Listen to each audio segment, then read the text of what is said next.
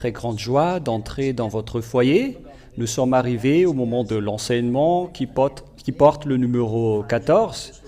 Je suis ravi d'entrer dans votre foyer, l'ambassadeur de Yahushua pour aujourd'hui. Nous sommes à l'enseignement numéro 14 et tout de suite nous allons remercier le Père Yava grâce à la parole que nous allons écouter ensemble, car nous allons voir le sujet de l'Ésaïe 66, versets 16-17, ainsi que les versets 22 et 24. Est-ce que cela veut dire que les autres nations doivent observer les 10 commandements? La réponse est très claire, que c'est non.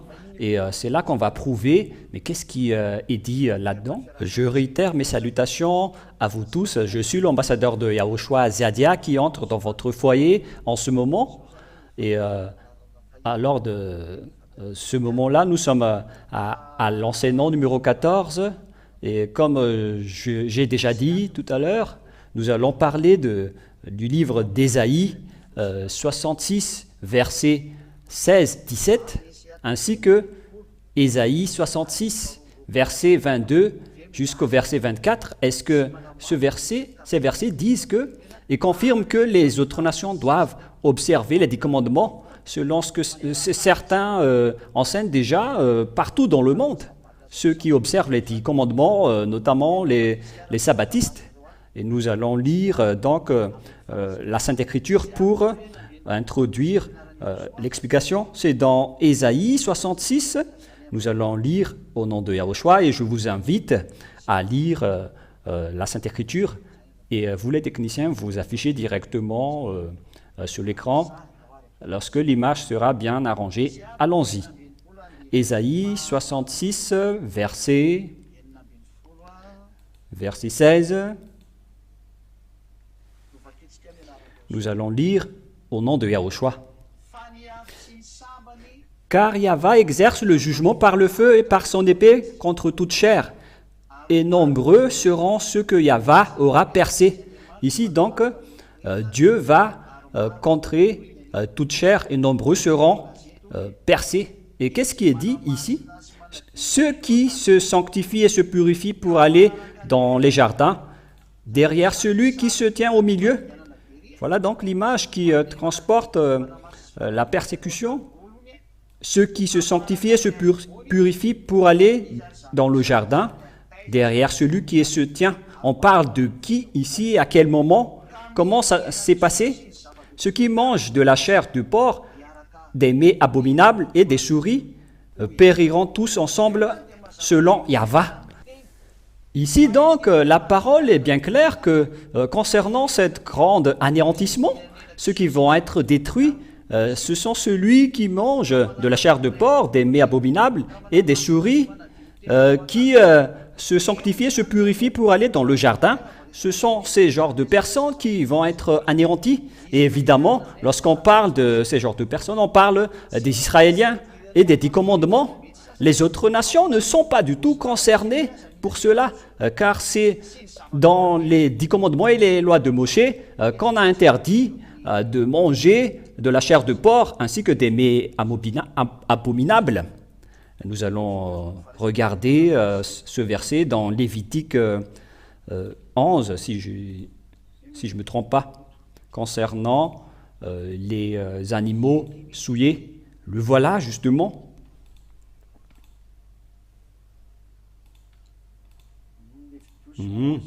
Lévitique 11, à partir du verset... combien déjà? Nous allons commencer à partir du verset 3. Lévitique 11. Parce que c'est une longue parole que nous allons sélectionner en fonction. Lévitique 11.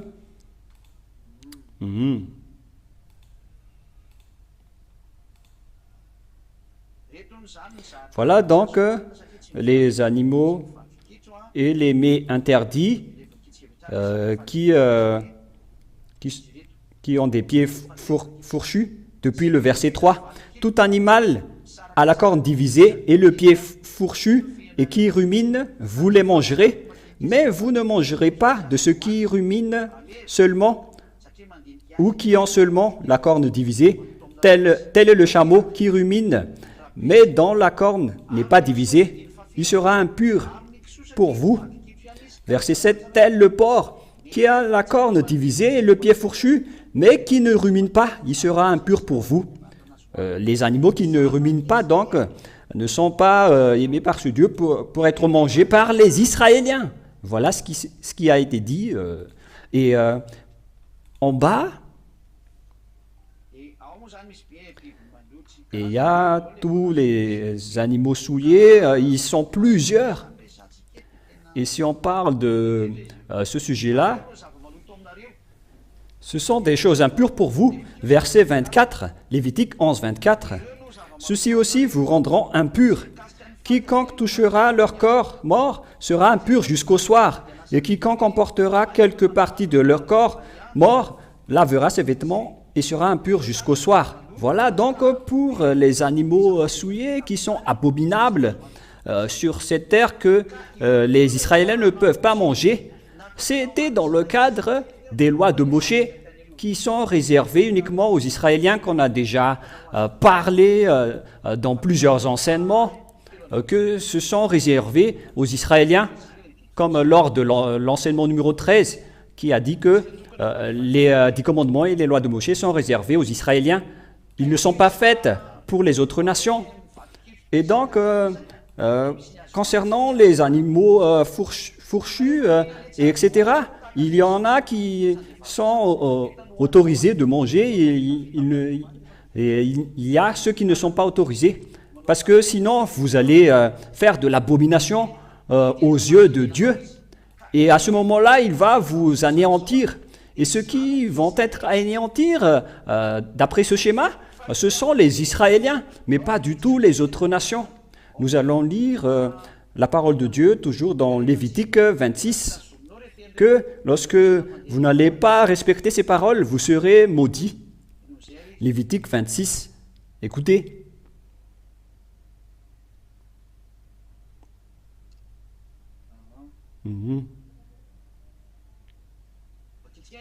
Nous allons lire à partir du verset 3, Lévitique 26, 3. Si vous suivez mes lois, si vous suivez mes commandements et les mettez en pratique, j'enverrai vos pluies en leur saison. Voilà donc la bénédiction.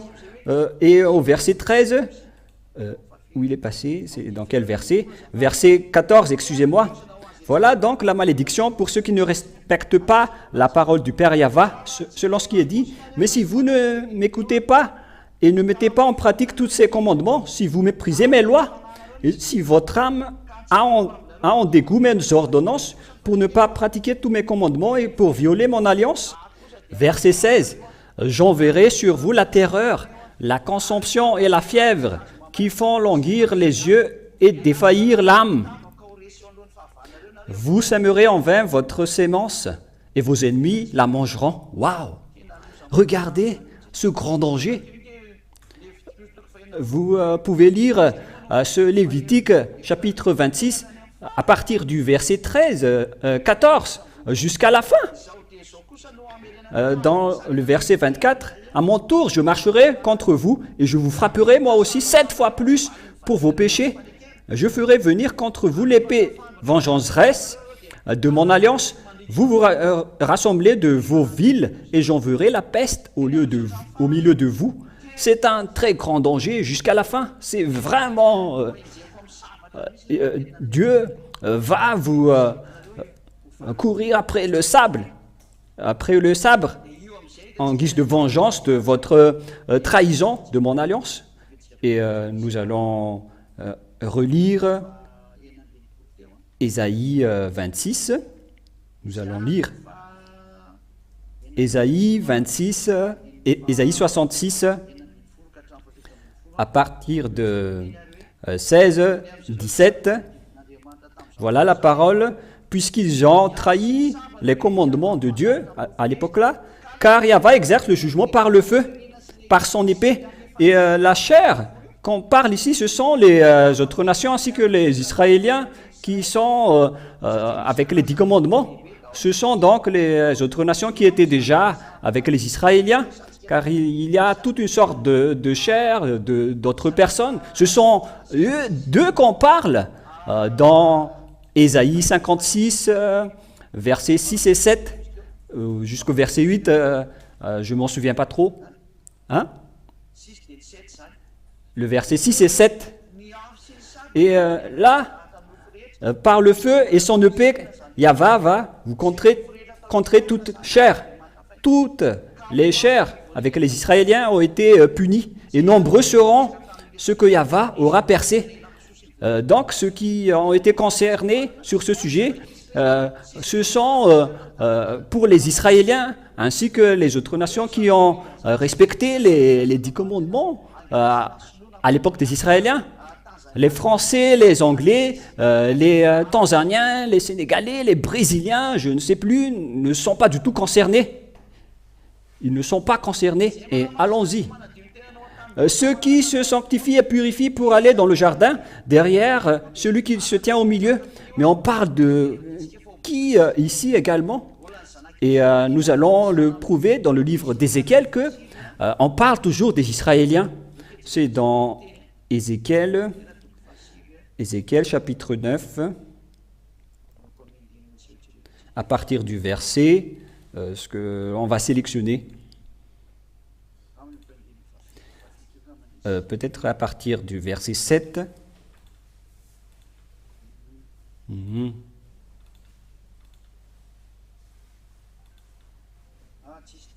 Non, ce n'est pas le bon verset. Nous allons rechercher. J'ai oublié, c'est dans le livre d'Ézéchiel, combien, les enfants? Qui parle du sujet du milieu. Chapitre 8. C'est dans le chapitre 8, si je ne me trompe pas.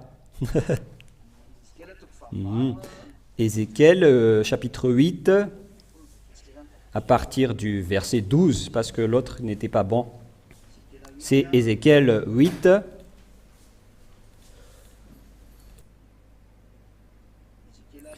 Ézéchiel, chapitre 8. Nous allons lire à partir du verset 12. Ici, nous allons voir et lire à partir de quel verset? Ézéchiel 8, verset 5. Nous allons commencer avec le verset 5 jusqu'au verset 14, si je ne me trompe pas. Il me dit, fils de l'homme, lève-toi donc tes yeux dans la direction du septentrion, c'est-à-dire vers l'extrême nord. Et je levai mes yeux dans la direction du septentrion, et voici qu'au nord de la porte de l'autel, il y avait cette idole de jalousie à l'entrée. Donc, dès l'entrée, il y a une chose qui rend vraiment en colère Dieu. Et il me dit, fils de l'homme, vois-tu ce qu'ils font? Les grandes abominations que la maison d'Israël commet ici, afin que je m'éloigne mon sanctuaire. C'est vraiment un grand danger que les Israéliens ont fait entrer dans la maison d'Israël pour que Dieu ne veut plus entrer dans son temple saint. C'est vraiment une chose qui rend vraiment en colère les choses que les Israéliens ont fait.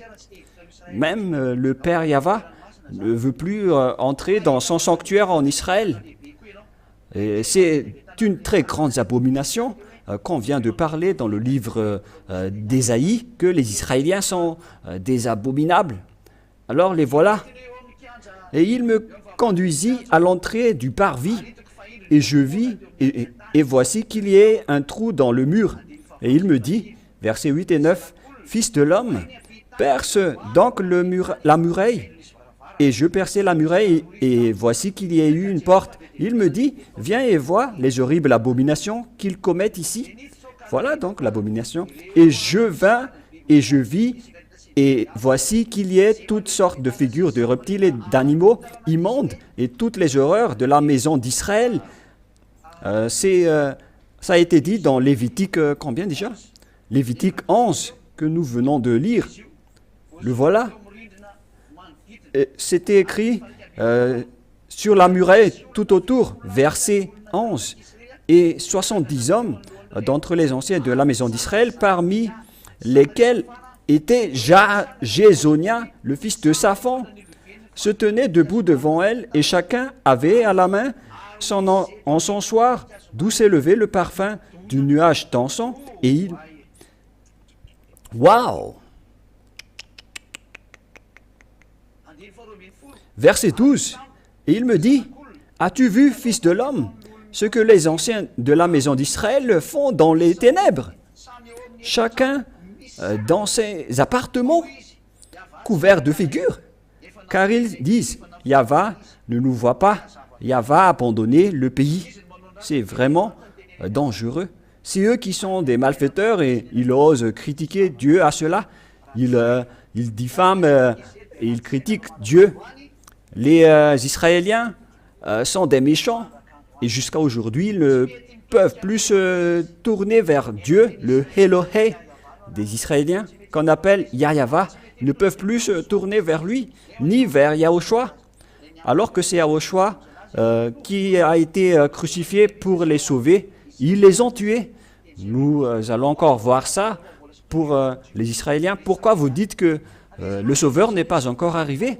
Car eux, ils disent que le Sauveur n'est pas encore arrivé.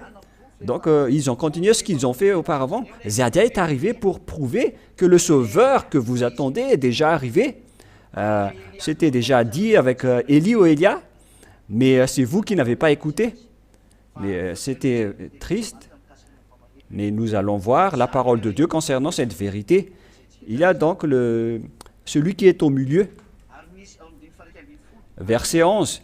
Et 70 hommes d'entre les anciens de la maison d'Israël, parmi lesquels était Jézonia, le fils de Saphan, se tenaient debout devant elle, et chacun avait la main de son encensoir, d'où s'élevait le parfum d'un nuage d'encens. Ça a été évoqué vers le diable. Ils ont fait de l'idolâtrie.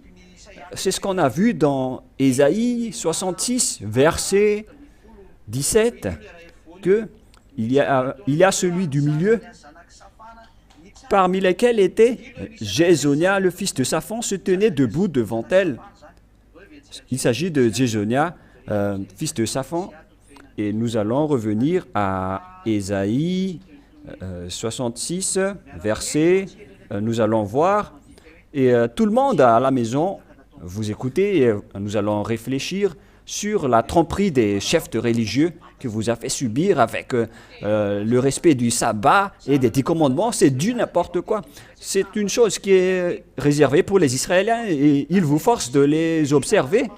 Ce sont donc les versets qui vous font transgresser la loi au final pour faire respecter les gens, les 10 commandements à cause de ces paroles. Alors que la parole de Dieu est très directe, qu'il a donné, que le Père Yahva, le cher Père Yahva, a donné seulement aux Israéliens. Et ceux qui n'ont pas peur de la fatalité les ont intégrés là. Ils n'ont pas peur de la fatalité. Ils n'ont pas peur même pas de Dieu, ceux qui ont fait ça. Celui qui se purifie pour aller dans les jardins, derrière celui qui se tient au milieu, c'est en fait Jazania, qui a mangé les mets abominables et les souris qu'on a vus dans Ézéchiel 8 tout à l'heure. Ce sont eux qu'on va anéantir, tous les Israéliens qui ont fait de l'idolâtrie. On va les anéantir. Ils sont vraiment des chairs, ils ne sont pas des animaux, ce sont des chairs qu'on va anéantir qui que ce soit. Et en premier, dans cette folie, c'est Jazania, le fils de Saphan, qui était le sacrificateur à l'époque. Et nous avons vu clairement que ce qu'on parle dans Ésaïe 6, 16 à 17, ce sont les Israéliens, mais pas du tout les autres nations. Je vous l'ai prouvé là. Et vous allez dire, et qu'en est-il dans l'autre verset, dans Ésaïe? Car au dernier verset, nous allons bien lire que ils périront tous ensemble selon Yahva. Donc toutes les chairs en Israël vont être en péril, tout ensemble. C'est en fait dans le verset 16, car nombreux seront ceux que Yahva aura percés. Donc Yahva a détruit les Israéliens Et il a dit que je vais vous périr. Nombreux seront ceux que Yahweh aura percés. Et dans le verset 17,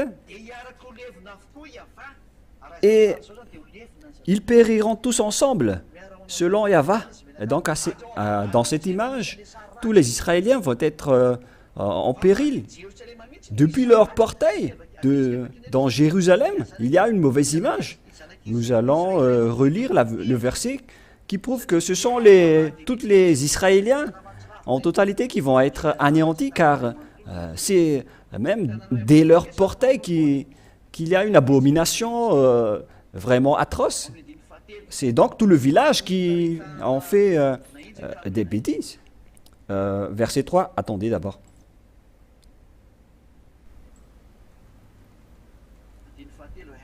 Verset 3, hein? Et il entendit une forme de main, et il me saisit par mes boucles de mes cheveux, et l'esprit m'enleva entre la terre et le ciel, et il l'emmena au Jérusalem, en des visions divines, à l'entrée de la porte intérieure qui regarde au septentrion. Donc on a fait voir à Jérusalem ce qui se passe au Jérusalem depuis le portail qui regarde au septentrion, où était placée l'idole de la jalousie, qui provoque la jalousie. Et voici que là était la gloire de Dieu d'Israël, selon l'aspect que j'avais vu dans la plaine. Il me dit, fils de l'homme, lève-toi donc tes yeux dans la direction du septentrion. Et je levai mes yeux dans la direction du septentrion, et voici qu'au nord de la porte de l'autel, il y avait cette idole de la jalousie à l'entrée. Oh mon Dieu, c'est depuis l'entrée du temple de Jérusalem qu'ils ont placé l'abomination. C'est dans l'endroit où le Père Yahweh entre qu'ils ont mis de l'abomination, et le Père Yahweh est vraiment en colère. Mais qu'est-ce que vous avez fait? Mais à cause des Israéliens, l'Israël était rempli de danger depuis le portail et dans tout le village. C'est normal que le Dieu est en colère. Il a vraiment détruit le village d'Israël. Et donc la question qui se pose, est-ce qu'Israël va être anéanti?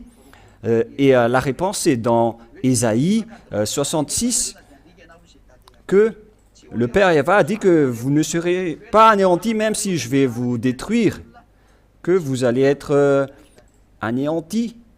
Le Père Yahweh a dit que vous ne serez pas anéantis, mais ne dites pas que vous serez heureux, les Israéliens, en entendant ça.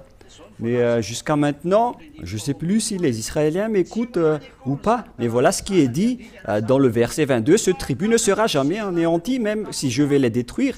Car comme les nouveaux cieux et la nouvelle terre que je vais créer subsisteront devant moi, selon le Père Yahweh, ainsi subsisteront votre prospérité et votre nom. Voilà pour le verset 22 qui parle de l'anéantissement du tribut d'Israël. Il a dit que je vais anéantir toute chair en Israël. L'Israël va être détruit. Cela veut dire que ce soit les propriétaires ou les locataires. Car quand Dieu va anéantir toutes les chairs en Israël, et il a dit, même si je vais appliquer cet anéantissement de toutes les chairs, il a précisé dans le verset 22, car comme les nouveaux cieux et la nouvelle terre que je vais créer subsisteront devant moi selon Yahweh, ainsi subsisteront votre prospérité et votre nom.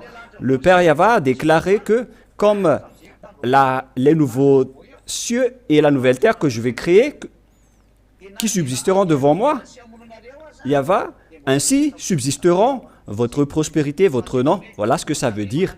Mais ce n'est pas que on va observer jusqu'aux nouvelles terre et nouvelles cieux, les 10 commandements et les lois de Moshe. Non, non, non, c'est une comparaison, mais regardez la tromperie du diable pour vous. Il dit qu'on doit continuer jusqu'aux nouvelles cieux, aux nouveaux cieux et nouvelles terres, le respect des 10 commandements et les lois de Moshe. Mais vous avez vraiment changé, inversé votre mentalité. Il s'agit d'une idée du diable. Dieu a dit que les 10 commandements et la loi de Moshe sont réservés aux Israéliens, qu'on ne peut rien retrancher ni rajouter. Mais comment les autres nations vont entrer dans ce discours? La loi est claire. c'est réservé aux Israéliens. Et vous devez dire, on n'est pas concerné, Père Yahweh Yahushua, car c'est réservé aux Israéliens. Mais c'est Yahou, Yahuva, Jéhovah et tout le reste qui ont appris le danger aux gens. Ils les ont fait pratiquer les 10 commandements. C'est pourquoi la parole s'est renversée. Si Dieu a fait une comparaison pour dire que les nouveaux cieux et la nouvelle terre que je vais créer subsisteront devant moi, et le Père Yahva a fait une comparaison que c'est comme ça aussi que subsisteront vos descendants. Il a dit que je ne vais pas tout vous anéantir, même si je vais anéantir votre chair. Je vais faire rester quelques-uns, et il restait vraiment des descendants pour eux, comme les nouveaux cieux et la nouvelle terre que je vais créer subsisteront devant moi, selon Yahva. Ainsi subsisteront votre prospérité, votre nom. C'était une comparaison par rapport à l'anéantissement qui était en cours. Il a dit que c'est comme les nouveaux cieux et la nouvelle terre que j'ai créés que vous allez subsister. Donc les descendants d'Israël ne seront jamais anéantis. Voilà ce qu'il voulait dire. Et s'il y a un tribut qui ne sera jamais anéanti sur cette terre, c'est Israël, car il a déjà eu cette parole. Il ne sera jamais anéanti, quel que soit l'anéantissement et la destruction qui va s'y passer. Comme l'Afrique également, qu'on a déjà appris ici, selon la prophétie, l'Afrique est montée avec la montée de Barack Obama, l'ancien président américain, et vous allez encore voir une grande montée de l'Afrique lorsque l'Afrique du Sud va monter prochainement. Et vous allez vous souvenir de la parole de l'ambassadeur de Yahushua, Ziadia, et quand Ziadia dit que il faut que vous notez que l'Afrique va monter et tout le monde entier va avoir peur de lui, sauf les Russes. Souvenez-vous bien de mes paroles lorsque ce moment-là va arriver concernant la montée des Africains. Ésaïe 66, 23, de nouvelle lune en nouvelle lune et de sabbat en sabbat, toute chair viendra se prosterner devant moi et avoir. Voilà les 10 commandements et les lois de Moshe qui sont réservées aux Israéliens. Et donc toute chair en Israël vont se prosterner devant Yahva à ce moment-là. On parle ici de toutes les chairs en Israël. C'est vraiment logique que les autres nations ne sont pas concernées, qui se sont déjà apparues à ce moment-là, car cette image, tout ça s'est déjà passé, car ils se sont déjà fait détruire en exil, et il ne restait plus qu'un petit reste, et c'est ce petit reste qui s'est transformé en Palestine actuellement. Lorsque les Arabes sont arrivés, ils ont transformé en Arabes toutes les personnes en Israël à cause du métissage. Et à cause du métissage, ils se sont transformés comme cela. Si vous suivez bien l'histoire, vous arrivez à comprendre cela. C'est la cause du grand problème entre Israël et Palestine.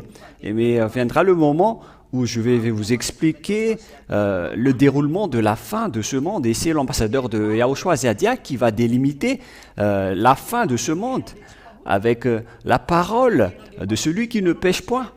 Car Dieu écoute celui qui ne pêche point. Ce sont les non-pêcheurs qu'ils utilisent. C'est normal, mais vous allez entendre petit à petit la vérité. Et donc, les personnes qui respectent la nouvelle lune et le sabbat, ce sont les Israéliens. Et ceux qui vont se prosterner, ce sont les gens en Israël, ceux qui restent. Car il y a ceux qui sont restés. Et verset 24, et quand ils sortiront, ils verront les cadavres des hommes qui se sont révoltés contre moi, comme avec l'arrivée de Nebuchadnezzar, les Assyriens, les Persiens, les Médians, les Grecs et les Romains, ils sont tous arrivés là-bas, et même les Allemands les ont encore frappés en dernier.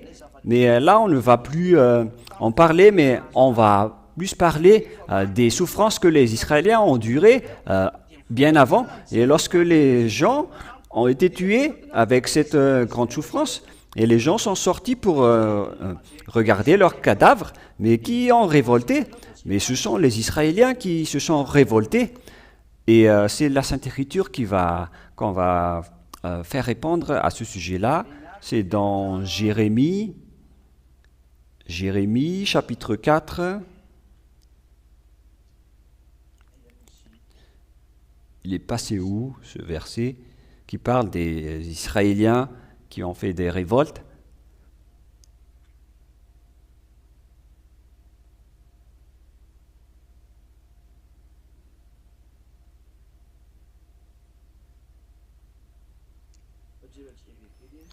Nous allons regarder rapidement. Revient, Israël, révolte infidèle. Jérémie 3:11. Yahva me dit, Israël, l'infidèle s'est montré juste. Reviens, Israël. Selon Yahva, je ne veux pas vous montrer un visage sévère, car je suis miséricordieux. Jérémie 3:12. Jérémie 3, verset 12. Jérémie 3:12. Nous allons lire la parole de Dieu à ce sujet. Qui est le révoltant infidèle? Jérémie 3:12. Va, écrit ces paroles du côté du septentrion et dit, reviens, infidèle Israël, selon Yahva. Donc, le révoltant infidèle, ce sont les Israéliens, lorsqu'ils ont regardé les cadavres des révoltants. Donc, vous ne pouvez pas contester cette parole pour vous qui me suivez en ce moment. Et nous allons revenir à Ésaïe 66, et dans la dernière partie.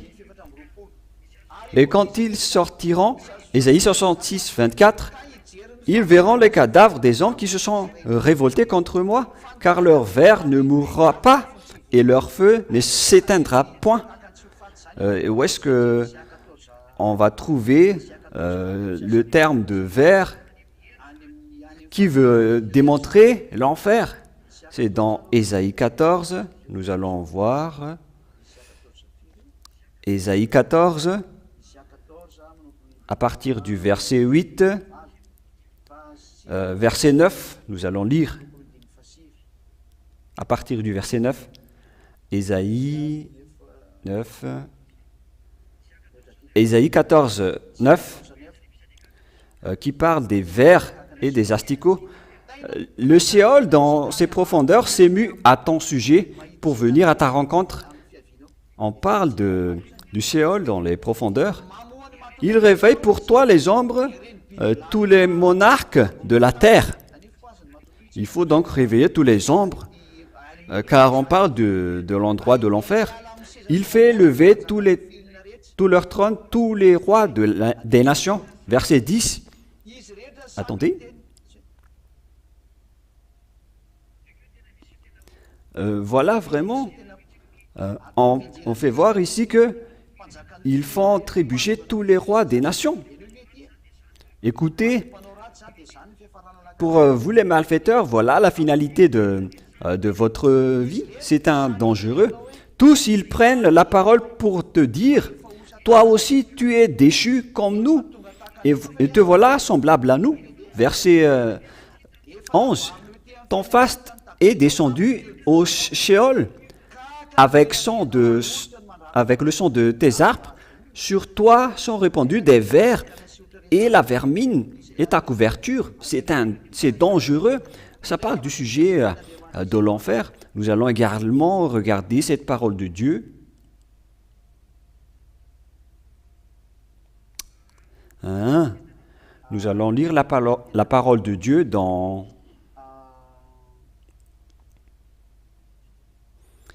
un instant.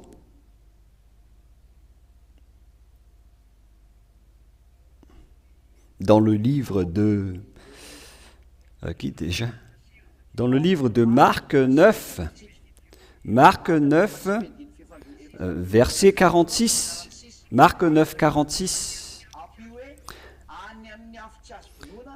rajouter là où leur ver ne meurt point et là où le feu ne s'éteint point. Mais on parle de l'enfer, les enfants, vous qui m'écoutez. Et on va lire également le verset 48, Marc 9, 27. Là où le ver ne meurt point et où le feu ne s'éteint point. La parole revient ici, donc réfléchissez chacun, car sinon vous irez en enfer, vous les malfaiteurs envers ce vrai Dieu. Et donc ça c'est déjà passé, mais aujourd'hui, le fait d'aller en enfer, nous allons lire à partir du verset 47. On parle de l'endroit de l'enfer, Marc 9, 47, nous allons lire. « Et si ton œil est pour toi une occasion de chute, arrache-le. Vaut mieux pour toi d'entrer avec un seul œil dans le royaume de Dieu que d'être jeté, ayant deux yeux, dans la guêne du feu. Là où leur ver ne meurt point et où le feu ne s'éteint point. » Et donc, quand les Israéliens ont été anéantis par le Père Yahva, à cause du non-respect des 10 commandements, le Père Yahva les a envoyés en enfer, car ils ont dénigré Dieu. Mais c'était à l'époque des 10 commandements. Mais si c'est à cette époque de Yahushua, qu'on vous a dit que les 10 commandements et la loi de Moshe ne sont pas réservés aux autres nations, ce sont réservés aux Israéliens. Si vous n'écoutez pas la parole de Yahushua, pour que vous ne péchiez point, alors préparez-vous. Après votre mort, vous serez jetés en enfer et vous dormirez avec les vers et les vermines.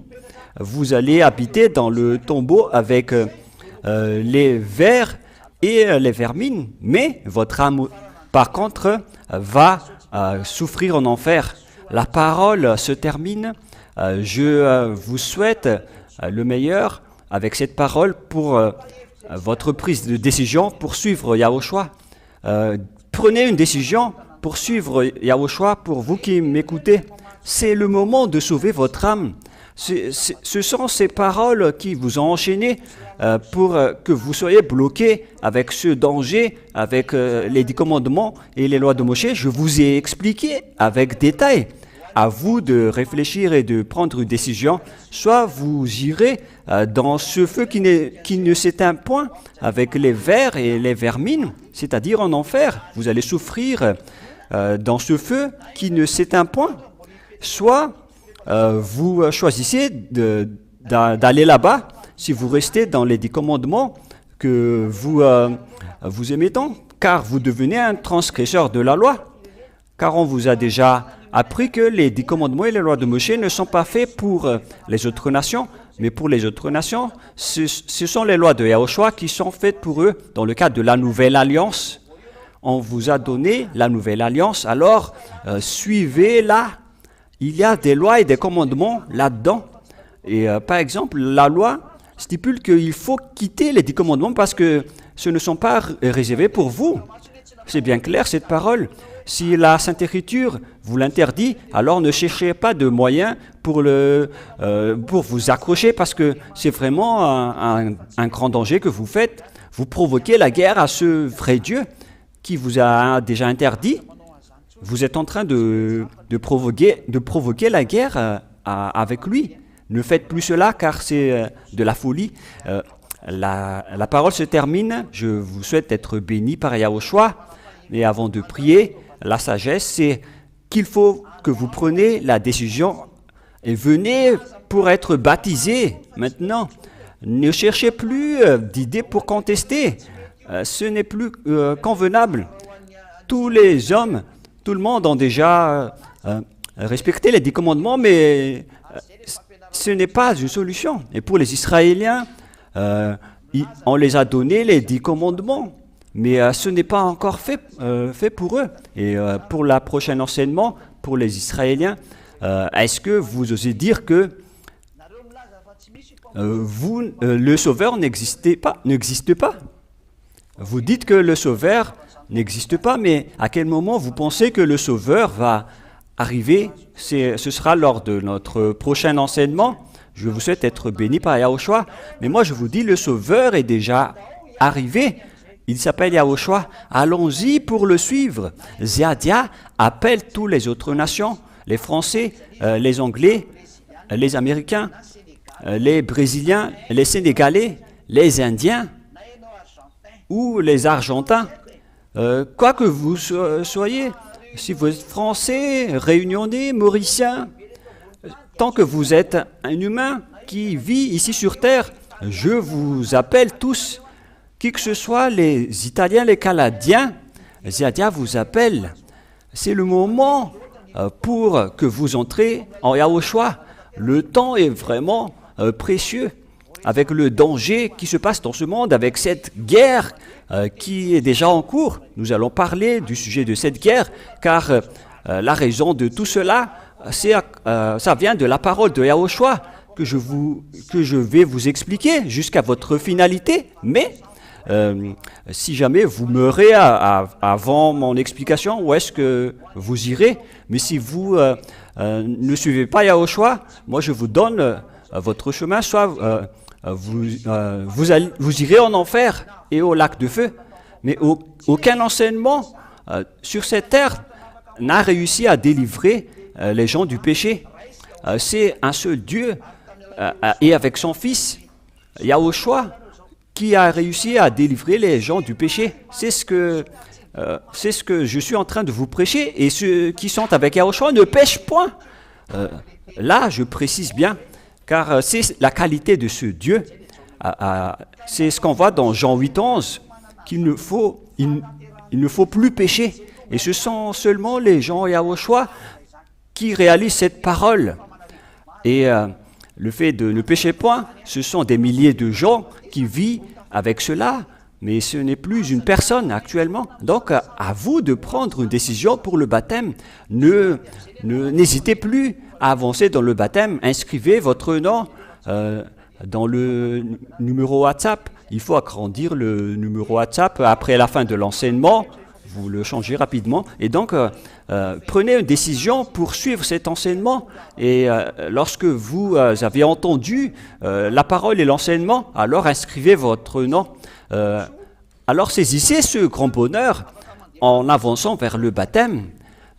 Appelez-nous et envoyez-nous des messages sur WhatsApp. Ça ne demande pas beaucoup de charges sur WhatsApp. Vous faites rentrer juste un peu de crédit et après, vous pouvez mener des longues conversations avec vous pour les questions qui vous tourmentent. L'ambassadeur de Yahushua sera là pour vous expliquer jusqu'à la fin. Montrez-nous vos problèmes et on va vous répondre. L'objectif, c'est que vous allez au ciel des cieux, que vous devenez une nouvelle personne. Le vrai bonheur, c'est le fait de ne pécher point. Et le premier parmi ces personnes, c'est ce que vous voyez là, c'est moi. Et vous dites, est-ce que vous ne péchez point vraiment? Mais oui, vraiment. Si je suis encore pécheur, je ne vous prêcherai pas jamais cela. Mais je suis le leader dans ce sens-là. C'est le plus merveilleux. C'est le fait de ne pécher point. C'est la suprématie du bonheur. C'est pour ça que je vous appelle, venez et allons-y. On va y aller chez Yahushua et inscrivez votre nom au baptême. Dites que moi je vais vous suivre. Moi je vais suivre Yahushua que vous prêchez. Moi j'irai chez Yahushua au ciel des cieux. Voilà notre direction. C'est garanti à 100% que vous serez ramené là-bas avec la délivrance du péché. C'est garanti. Ça n'existait pas sur cette terre, mais ça existe en Yahushua, prêché par Ziadia. C'est seulement ici que ça existe. C'est la preuve que c'est lui le vrai Dieu, c'est Yahushua le vrai Dieu. Alors prenez une décision, suivez-le. N'hésitez plus, parce que ce n'est plus convenable. On vous a donné beaucoup de preuves. C'est de la folie si vous ne changez pas après tout cela. Est-ce que vous êtes élu pour aller en enfer? Que vous n'écoutez pas cette parole? C'est depuis très longtemps qu'on vous a dit que ce système n'est pas bon pour vous. Vous connaissez bien que les pécheurs iront en enfer. Est-ce que vous n'êtes pas encore conscient? C'est le moment de la réflexion. Alors, soyez conscients car on entre dans la finalité de l'histoire de cette terre. Donc l'ambassadeur de Yahushua à Ziadia vous souhaite le meilleur pour que vous soyez bien arrivés en Yahushua, surtout vous qui êtes à l'international, vous qui écoutez les enseignements dans le panier YouTube Yahushua TV. C'est le panier pour que vous visionnez les enseignements, suivez les enseignements, regardez les enseignements. Et après avoir vu cet enseignement, souvenez-vous que c'est l'enseignement qui rend les gens non pécheurs pour qu'ils ne pêchent point. Voilà Yahushua qui est le vrai Dieu, qui a vraiment été crucifié. Alors, choix à vous le choix de le suivre. Si vous le suivez, tant mieux. Si vous ne le suivez pas, alors vous irez en enfer. Et si vous dites que je n'ai pas peur, alors n'allez plus chez le médecin. Mais si vous avez encore peur de mourir, moi je précise bien, c'est pas votre corps qui n'a pas peur de mourir, mais c'est votre âme qui a peur d'aller en enfer. Et c'est pourquoi il a peur. Mais ici en Yahushua, personne n'a peur de mourir, mais c'est juste triste d'être malade. Mais parce que ça doit toujours exister. Mais moi, je n'ai pas dit qu'on ne doit plus souffrir ou être malade. Hein. Moi, j'ai dit qu'on ne pêche point. Et lorsque vous arrivez en Yahushua, il va savoir ce qui est mieux pour vous aider. Il faut que vous ayez comme objectif son royaume et la vie éternelle d'abord. Et après, il va vous aider. Voilà l'objectif pour vous. Et voilà donc la fin de la parole de Ziadia. Je vous souhaite d'être bénis par Yahushua. Et à notre prochain enseignement, nous allons prier ensemble. Cher Père Yava, merci beaucoup pour l'enseignement et les explications. J'espère que les gens vont bien comprendre l'enseignement. Tu m'as vraiment aidé pour que les gens comprennent cette parole qui est très directe et très propre, sans virage. La parole est vraiment propre et vraiment claire. Père Yava, sauve les autres nations, car tu m'as envoyé parmi eux pour sauver les autres nations jusqu'à ce que l'effectif des gentils soit au complet. Père Yava, pour ta gloire, sauve les gens. Touche leur cœur et leur raison pour qu'ils demandent pardon et seront guéris pour se rapprocher de ce vrai enseignement.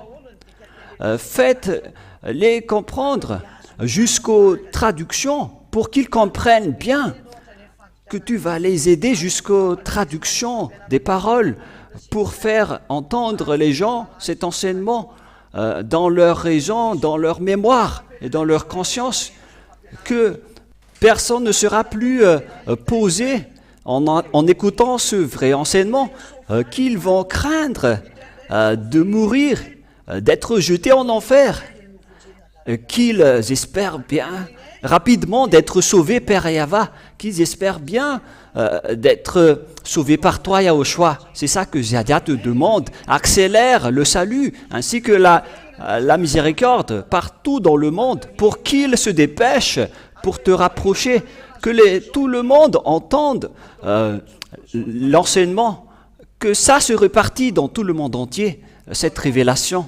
Père Yava et Yahushua, à vous deux la gloire éternelle. J'espère que tu vas répondre à nos prières et que tu vas encore répondre à nos prières et que les gens vont ressentir que cet enseignement est un vrai amour pour les sauver et pour mettre en évidence Yahushua que tu as envoyé pour sauver ce monde. Père Yava, montre-nous ta gloire à travers cette parole. Envoie tes Saint-Esprit pour sauver les gens, pour qu'ils se tournent et pour qu'ils reviennent vers toi, Père Yava. Au nom de toi, Yahushua, je fais toutes ces prières. Alléluia. Amen. Et donc, je vous souhaite d'être bénis par Yahushua et à notre prochaine